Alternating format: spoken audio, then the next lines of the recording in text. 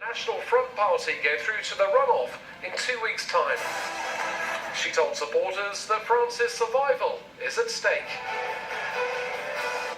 Vous avez donc le choix de l'alternance, la vraie.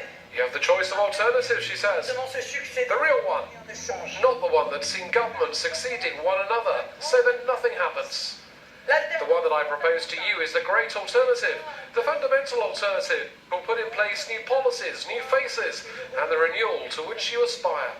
It's obviously not the prolongation of Francois Hollande and all of the failures of these 5 years.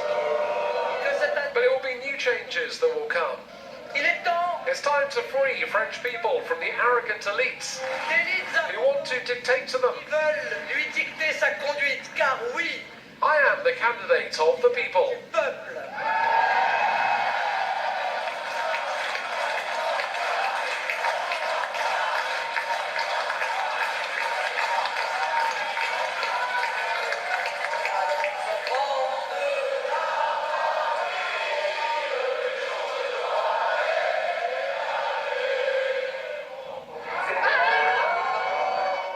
Historic drubbing for mainstream parties, especially for the socialist candidate Benoît Hamon. He drew less than 7% of the vote, the party's worst score in nearly 50 years. I failed to thwart a disaster which had been expected for some months now, perhaps even years. I take full responsibility for this without blaming the circumstances or the betrayal.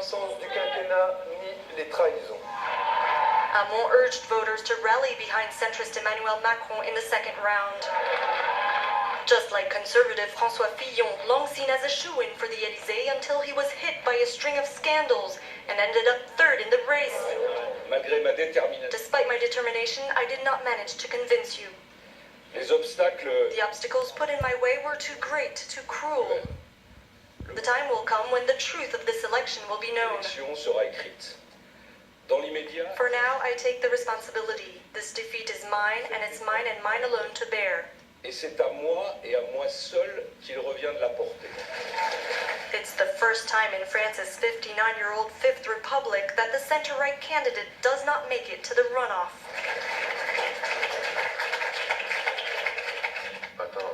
The lack of surprises from the first round of the French election boosted Europe's stock markets, led by Paris, where the main index jumped over 4%. Macron versus Le Pen in the May 7th runoff is seen as the most investor-friendly outcome. The euro surged, given that Le Pen, the anti-EU, anti-single currency candidate, is trailing in opinion polls.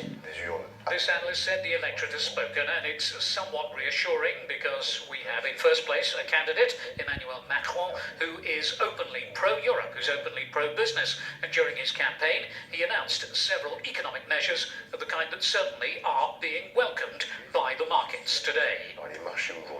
Britain's top share index also jumped, as in Paris, banks were the biggest gainers. Given that Macron is a committed globalist, investors saw this as the best possible result. I think the market had been increasingly concerned that this four-horse race might have thrown up two potentially disruptive candidates in this context. That would have been Le Pen versus Mélenchon. Of course, in the event that didn't happen, that's one of the reasons why you're seeing very much a risk rally this morning. As shares rose, so-called safe haven investments slid. Gold was heading for its biggest drop in 7 weeks, and the Japanese currency, the yen, also fell.